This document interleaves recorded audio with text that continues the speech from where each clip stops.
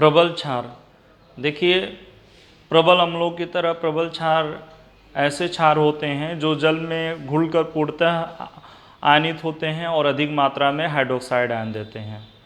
जैसे आपका देखिए sodium hydroxide, potassium hydroxide, barium hydroxide, ये सब प्रबल क्षारों के उदाहरण हैं, क्योंकि यदि इन्हें जल में घोला जाएगा तो ये लगभग पूर्ण रूप से आयनित होंगे और अधिक मात्रा में जो है हाइड्रोक्साइड आयन देते हैं।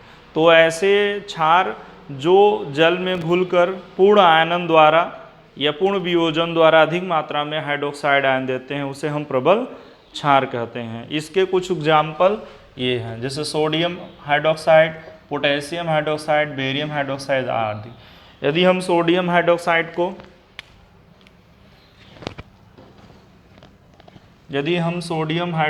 को जल में घोलते हैं तो इसके सारे अणु आयनित होते हैं और अधिक मात्रा में हाइड्रोक्साइड आयन देते हैं। तो चूंकि अधिक मात्रा में हाइड्रोक्साइड आयन दे रहा है तो ये प्रबल क्षार होगा। ऐसा ही KOH के साथ होता है। यदि हम KOH को जल में घोलते हैं तो ये भी पूर्णतः आयनित होता है और अधिक मात्रा में हाइड्रोक्साइड आयन देता है। बेरियम हाइड्रोक्साइड भी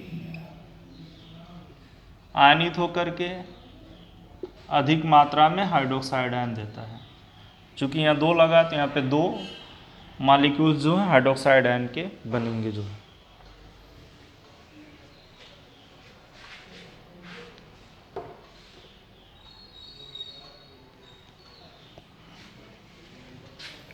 तो ऐसे क्षारों को हम प्रबल क्षार या स्ट्रॉन्ग बेस कहते हैं, जो जल में घुलकर पूर्ण आयनित होते हैं और अधिक मात्रा में हाइड्रोक्साइड आयन देते हैं। अब दुर्बल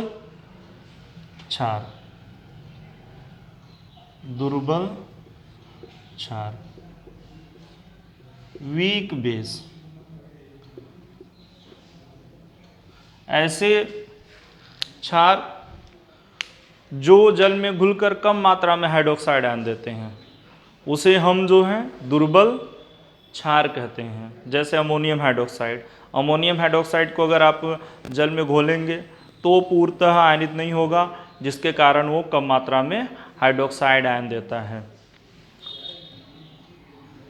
तो ऐसे क्षार जो जल में घुलकर कम मात्रा में हाइड्रोक्साइड आयन देते हो, उसे हम दुर्बल क्षार कहते हैं। इसका एग्जाम्पल है अमोनियम हाइड्रोक्साइड।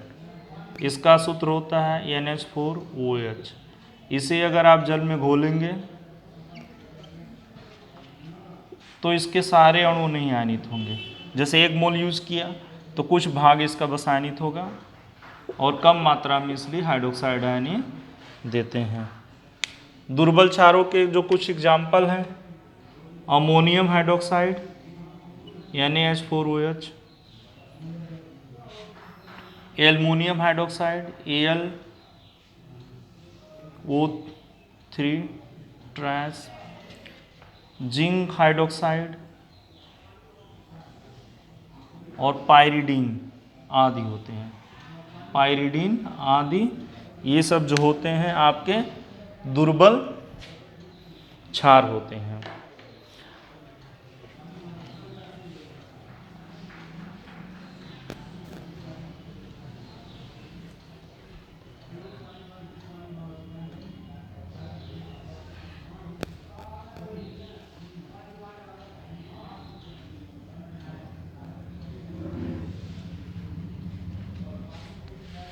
देखिए, जो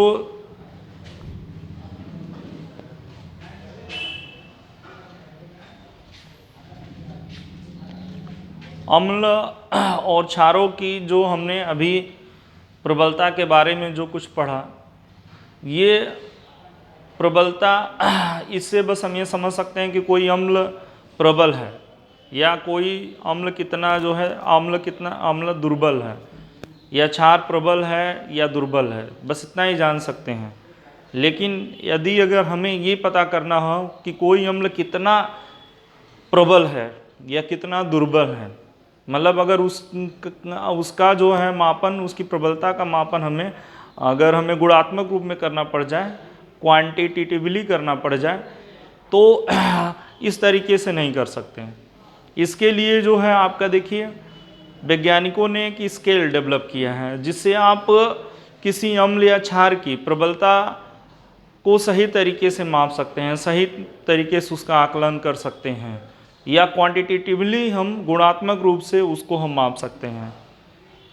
इसको मापने के लिए वैज्ञानिकों ने पीएच स्केल बनाया है।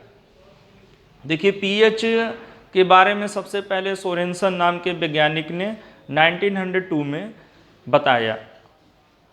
पीएच क्या होता है? देखिए पहली बात पीएच को समझने के लिए कि किसी विलयन के का जो पीएच मान होता है उसके लिए हम हाइड्रोजन आयनों की सांद्रता का उपयोग करते हैं कि उस विलयन में कितना हाइड्रोजन आयन सांद्रता है उसका हम उपयोग करते हैं। अगर किसी विलयन में हाइड्रोजन आयनों की सांद्रता अधिक है तो उसका पीएच मान कम होगा। ऐसे ही यदि किसी विलयन में हाइड्रोजन आयनों की सांद्रता कम है तो उसका पीएच मान अधिक होगा। इसमें उल्टा चलना है।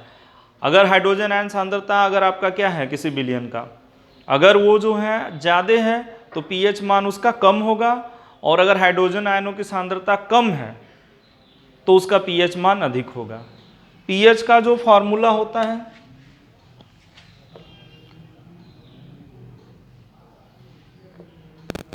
पीएच इज इक्वल टू होता माइनस लॉग हाइड्रोजन आयनों की सांद्रता। स्क्वायर ब्रैकेट में हम जो है किसी पदार्थ की सांद्रता को व्यक्त करते हैं। तो यहाँ स्क्वायर ब्रैकेट में हाइड्रोजन आयन लिखा गया, इसका मतलब हो गया कि हाइड्रोजन आयन की सांद्रता को हम व्यक्त करते हैं। अब देखिए ये माइनस लॉग है तो पीएच बराबर होता है माइनस लॉग हाइड्रोजन आयनों की सांद्रता। इसका मतलब ये होता है कि यदि किसी विलयन में हाइड्रोजन आयनों की सांद्रता अगर बढ़ेगी तो यहाँ पे माइनस है तो इसका मतलब उसका पीएच मान घटेगा। और ऐसे ही किसी विलयन में अगर हाइड्रोजन आयन की सांद्रता कम होगी तो पीएच का मान अधिक होगा। जैसे अगर आप देखिए एक मोल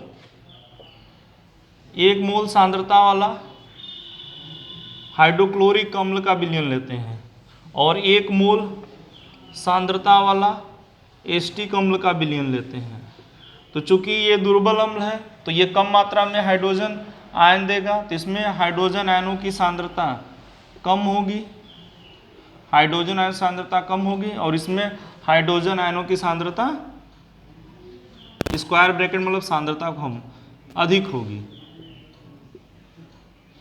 तो इसका पीएच मान कम होगा। क्योंकि देखिए minus log hydrogen ion concentration का मतलब यही होता है कि अगर किसी विलयन में हाइड्रोजन आयनों की सांद्रता अधिक होगी तो उसका पीएच मान कम होगा, और हाइड्रोजन आयन की सांद्रता अगर जो है कम होगी तो पीएच मान उसका अधिक होगा जो है। तो हम अब समझ सकते हैं कि यदि किसी विलयन का पीएच मान कम है तो अधिक अम्लीय होगा। क्यों अधिक अम्लीय होगा?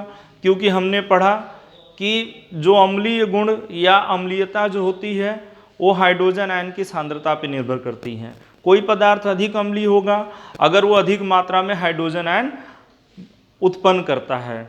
ऐसे ही कोई पदार्थ जो है कम अम्लीय होगा अगर जो है आपका वो कम हाइड्रोजन आयन उत्पन्न करता है। तो अगर पीएच मान कम है तो इसका मतलब होगा क्या कि उस विलयन के में हाइड्रोजन आयन की सांद्रता अधिक है, क्योंकि हमने बताया ना पीएच और हाइड्रोजन आयन की सांद्रता का संबंध आपका रेसिप्रोकल है, अपोजिट है, एक बढ़ रहा है तो दूसरा घट रहा है। तो अगर हाइड्रोजन आयनों की सांद्रता बढ़ रही है तो पीएच मान घट रहा है, तो पीएच मान कम होने का मतलब विलयन अधिक अम्लीय है। जैसे आपको अगर दे दिया गया कि 2 पदार्थों का विलयन है ए और बी का, इसका पीएच मान 2 है और इसका 5 है, तो कौन अधिक अम्लीय होगा? तो चूंकि इसका पीएच मान कम है तो ये अधिक अम्लीय होगा। 2 पीएच मान वाला ये पीएच मान है, ये अधिक अम्लीय होगा, ये अधिक अम्लीय होगा। तो जैसे जैसे पीएच मान बढ़ता जाता है जो अम्लीयता घटती जाती है या अम्ल की जो प्रबलता घटती जाती है वो धीरे धीरे कम होता है और दुर्बल होने लगता है। अगर पीएच मान अधिक हो जाता है तो देखिए इसका संबंध हाइड्रोक्साइड आयन से भी होता है, आप आगे के कक्षाओं में पढ़ेंगे तो वहाँ पे जानेंगे। अगर पीएच मान अधिक होता है तो जैसे जैसे पीएच मान बढ़ता जाता है तो हाइड्रोजन आयनों की सांद्रता घटती जाती है जलीय विलयन में, लेकिन हाइड्रोक्साइड आयनों की सांद्रता बढ़ती जाती है। तो अगर पीएच मान अधिक है तो इसका मतलब होगा कि हाइड्रोक्साइड आयनों की सांद्रता बढ़ रही है और हाइड्रोजन आयन की सांद्रता घट रही है। तो इसलिए अगर किसी विलयन का पीएच मान कम है तो वह क्षारीय हो, उसकी क्षारीयता बढ़ती जाएगी, वो अधिक क्षारीय होने लगेगा। इस आधार पे वैज्ञानिकों ने एक स्केल बनाया, उस स्केल के माध्यम से हम समझ सकते हैं कि कौन पदार्थ कितना अम्लीय है। इसे हम पीएच स्केल कहते हैं, पीएच स्केल।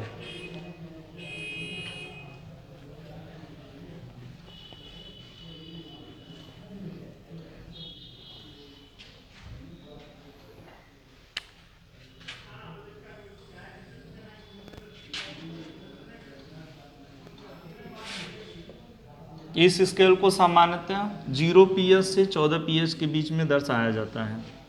देखिए यदि किसी विलयन का पीएच मान, ये पीएच मान है, पीएच स्केल,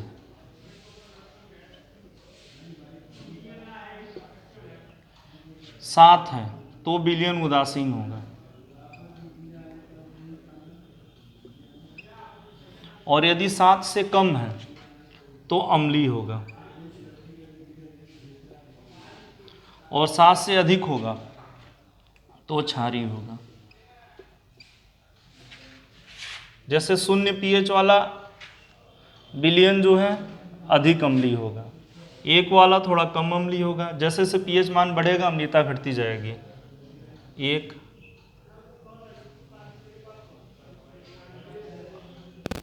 2, 3, 4, 5, 6, 8, 9, 10, 11, 12, 13, 14। तो देखिए यदि किसी विलयन का मान 7 होता है, पीएच मान 7 होता है तो वो विलयन उदासीन होता है, न तो अम्लीय होगा न तो क्षारीय होगा। जैसे आपका शुद्ध जल का पीएच मान आपका 7 होता है। अगर हम हाइड्रोजन आयन और हाइड्रोक्साइड आयन के टर्म में इसको समझें तो शुद्ध जल में जितना हाइड्रोजन आयन होगा उतना ही हाइड्रोक्साइड आयन भी होता है, इसलिए जो है विलयन उदासीन होता है। अगर किसी विलयन में जितना हाइड्रोजन आयन होगा उतना हाइड्रोक्साइड आयन भी हो तो विलयन उदासीन होगा। अगर हाइड्रोजन आयन अधिक हो, हाइड्रोक्साइड आयन कम हो तो विलयन अम्लीय होगा। देखिए अम्लीय विलयन में भी हाइड्रोक्साइड आयन होते हैं, लेकिन होता क्या है कि उसमें जो है हाइड्रोजन आयनों की सांद्रता हाइड्रोक्साइड आयनों से अधिक होती है। ऐसे जो है क्षारीय विलयन में हाइड्रोक्साइड आयन के साथ हाइड्रोजन आयन भी होते हैं, लेकिन क्षारीय विलयन में हाइड्रोक्साइड आयनों की सांद्रता अधिक होती है। तो देखिए उदासीन विलयन, अगर पीएच मान 7 है तो विलयन उदासीन होगा। ऐसे विलयन में जलीय विलयन है तो हाइड्रोजन और हाइड्रोक्साइड आयनों की सांद्रता एक समान होगी। अगर 7 से अधिक पीएच है तो विलयन क्षारीय होगा, 7 से कम है तो अम्लीय होगा। इधर जो देखिए पीएच मान बढ़ने पे हाइड्रोजन आयन की सांद्रता घटेगी, हाइड्रोक्साइड आयन की सांद्रता बढ़ जाएगी। 7 से कम होने पे आपका जो है हाइड्रोजन आयनों की सांद्रता विलयन में बढ़ेगी, हाइड्रोक्साइड आयनों की सांद्रता घट जाएगी। अगर पीएच मान 3 से कम है तो प्रबल विलयन प्रबल अम्लीय होगा, प्रबल अम्लीय।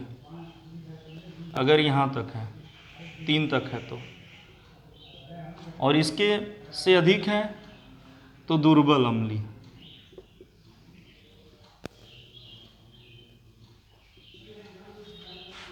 और 7 से कम होगा तो अम्लीय होगा, 7 हो गया तो उदासीन होगा। ऐसे 7 से अधिक है और आपका जो है 10 से कम है तो ये विलयन दुर्बल क्षारीय होगा, और 10 से अगर अधिक है तो प्रबल क्षारीय। जितना अधिक होगा उतना ही प्रबल होगा, प्रबल क्षारीय होगा।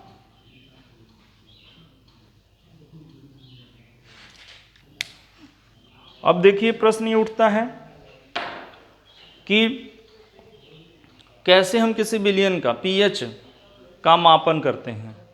तो देखिए इसके लिए जो है पीएच मापन बहुत आसान होता है। इस पीएच मापन के लिए हम पीएच पेपर का यूज़ करते हैं या यूनिवर्सल इंडिकेटर सार्वत्रिक सूचक होता है, जिसे अंग्रेजी में यूनिवर्सल इंडिकेटर कहते हैं। इन दो चीज़ों से हम पीएच का मापन करते हैं। पीएच का मापन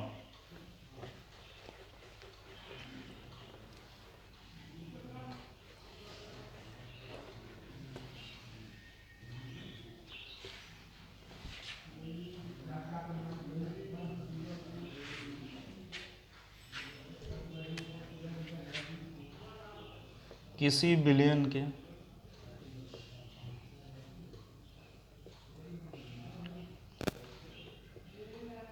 की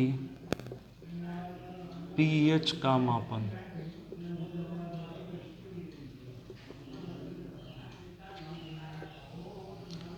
इसके लिए जो चीज़ें उपयोग में लाई जाती हैं, पहला होता है सार्वत्रिक सूचक, इसे अंग्रेजी में यूनिवर्सल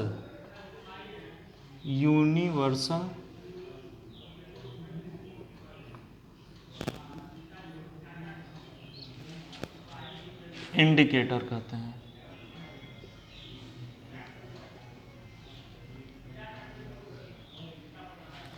दूसरा होता है पीएच पत्र,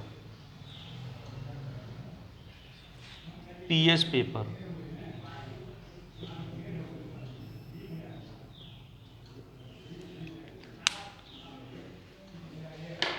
सार्वत्रिक सूचक या यूनिवर्सल इंडिकेटर एक ऐसा सूचक होता है या इंडिकेटर होता है जो कई सूचकों को मिलाकर बनाया जाता है। वास्तव में कई सूचकों के मिश्रण होते हैं जो अलग अलग पीएच पे अलग अलग रंग देते हैं, जैसे अगर विलयन अम्लीय है तो इनका रंग गुलाबी होने लगता है, अधिक अम्लीय है तो लाल होने लगेगा, कम अम्लीय है तो आपका ऑरेंज कलर का होने लगेगा, अगर वो उदासीन है तो पीले हरे रंग का हो जाएगा, और अगर अधिक क्षारीय है तो इसका रंग जो है नीला होने लगेगा या गाढ़ा नीला होने लगेगा। तो अलग अलग जो है आपका देखिए, ये जो सार्वत्रिक सूचक या यूनिवर्सल इंडिकेटर होते हैं वास्तव में कई सूचकों का मिश्रण होते हैं जो अलग अलग पीएच मान पे अलग अलग रंग देते हैं। तो हम क्या करेंगे, जैसे मान लीजिए किसी विलयन का अगर हमको पीएच निकालना है तो थोड़ी सी उसकी मात्रा एक टेस्ट ट्यूब में ले लेते हैं और पीएच पेपर का एक हिस्सा इसमें डुबो देते हैं, कुछ देर तक डुबो कर निकाल कर सुखा लेते हैं। फिर जो आपका जो उसमें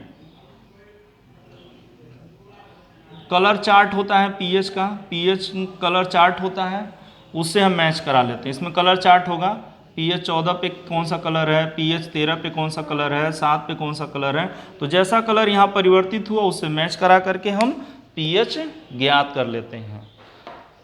धन्यवाद।